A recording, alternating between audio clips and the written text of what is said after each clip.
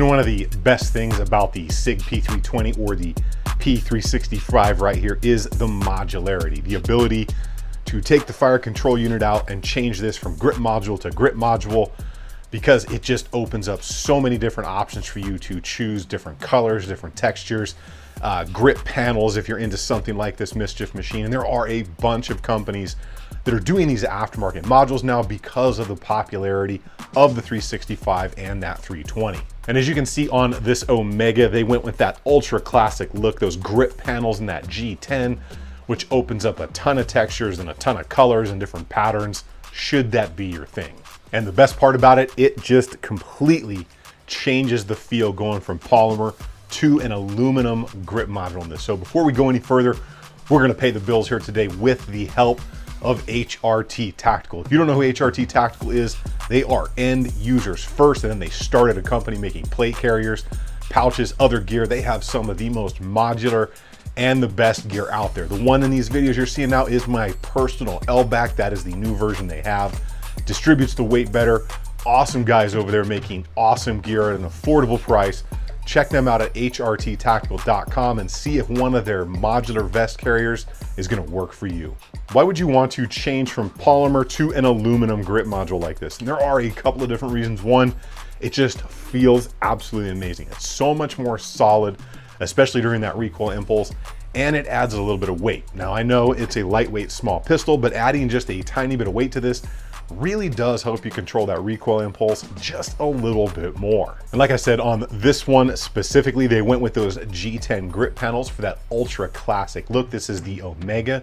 They do have some other options available as well, but that just gives you the ability to change those G10 grips out to whatever you want.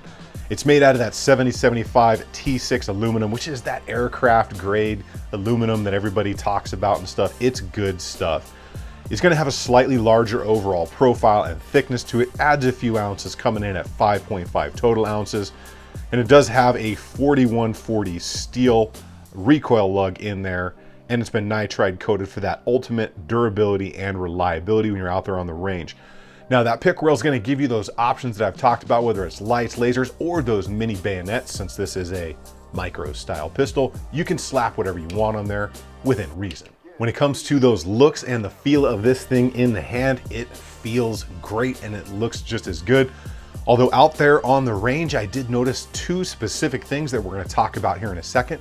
But first we need to talk about putting your fire control unit in here. It is super easy.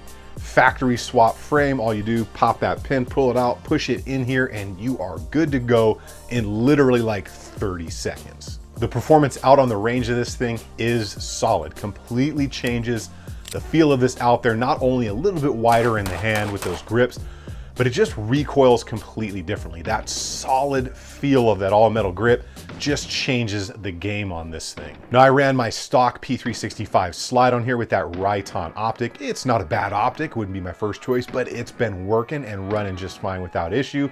And that is the more budget friendly option. I think it was like 99 bucks or something. But overall, it's done the job. Now, I didn't notice any issues, no failures to feed, failure to extract, failure to eject. Didn't have a single problem by adding that grip module. And you've got to test those out, because anytime you're adding a different part to your pistol, you need to make sure that it's going to function with everything else that's already in there, if you've changed other parts or even just the factory stuff. So it performed flawlessly out there, and I love the look and I like the overall feel out there. But I did notice two specific things out on the range, one of which is going to be the trigger guard here is an absolute mirror image of the factory P365 XL grip, which I hate. I hate that trigger guard, and it only has to do if you have bigger hands. So if you've got like 2X size hands that pretty much eat up a 365 XL like that, this might be something to pay attention to. For the rest of you, probably not going to be an issue, but I noticed both on this and that factory frame that my fingers are so long, and that grip module, the trigger guard is so tight that I come in, get caught, and I'll almost slap that trigger really hard, more than I should slap it. Or sometimes I would actually bypass the trigger completely because my finger would catch and ride that trigger guard down. Now, it only happened a couple times, but that happened with the factory 365 XL frame as well. And like I said, it's only going to be an issue if you've got larger hands or really long, like mongoloid fingers. The one other thing I did notice with using the G10 grip modules on here is it is so tight to the magazine release there. You can see there's almost no room left right there, that you'd probably be well served to use a aftermarket extended magazine release, because it's really just super, super tight in there. And I'll try to roll in some up close footage here for you to see it, but you have really got to get on the front side of that mag release to activate it and press it down.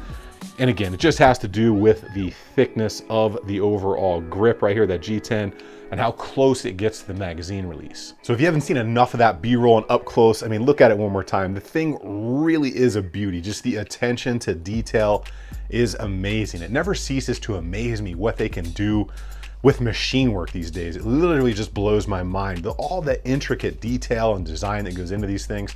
It's just crazy, because I'm not a machinist, and I know the machine does it, but somebody still has to like program and actually think of this stuff. And to me, that's just art. So knowing this, what is the pound of flesh in this? What's our cost factor here? And I looked at it just now to make sure I got it right. The Omega version with the side rails is running $375, and then the other version, which is the Alpha, which is just all aluminum and the texture is milled into the side and the back and the front itself, $329 on that, $375 on this one. I just want to make sure I give you the numbers right as of today, checking before the video. And I know that's a lot of coin, but these things are beautiful. They change the complete feel of even the 320 or the 365. And you got to remember, not cheap. Somebody had to design, test, make this thing, put it all together, and that's a lot of work. Think about the machine time that goes into making a grip module. And when you think about it, if you go to SIG's website and check out the AXG models and stuff, that is right about where those things are priced at. Now, do I wish they were cheaper? Absolutely. I wish this was like $100. Do I think that's feasible? Probably not, but I'm not a machinist. So if you are, let me know in the comments, because I've heard some people say, oh, they should be way cheaper. And I've heard other people that are machinists say, absolutely not. I wouldn't want to try to make that thing. So I'm really curious from my audience members that are machinists or can run a CNC or have designed stuff like that for a CNC. Let me know the amount of time something like this takes. And another thing we have to touch on is, what is our holster compatibility with this? Because if you didn't see the other one I did recently on the Icarus grip right here, because of those big, awesome gas pedals built into the side of this thing, that one needs a specific holster. If you haven't seen the review on that one, I will link it below, because those things are really nice. Holster fitment on this one, it's not gonna fit. I tried it on all the 365 XL holsters that I have, and because it's a little bit wider and that rail's a little bit longer, it just didn't fit. So you're either gonna have to have one made or go with one that they recommend, or maybe heat gun your current one.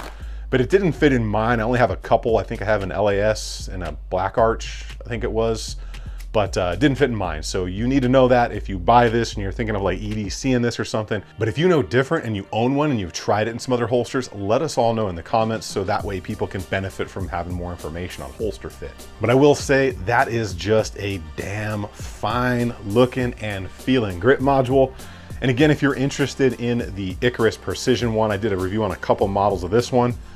I will link that video down below. And then of course the original 365 video, so you can kind of see what I'm talking about with that trigger guard.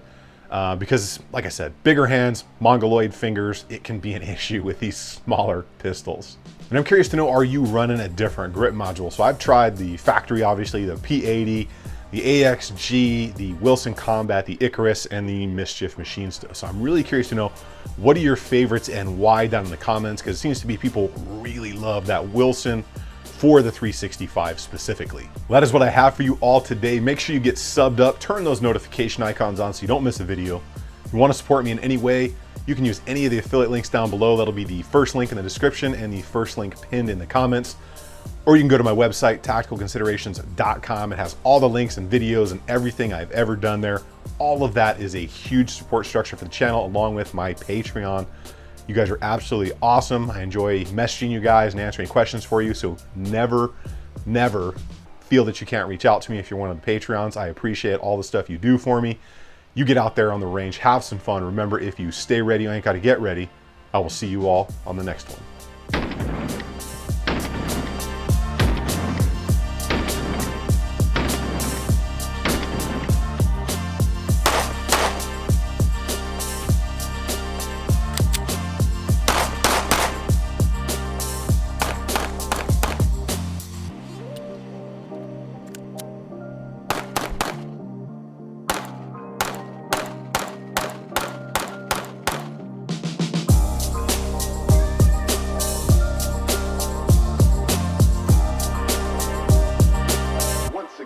it is that time.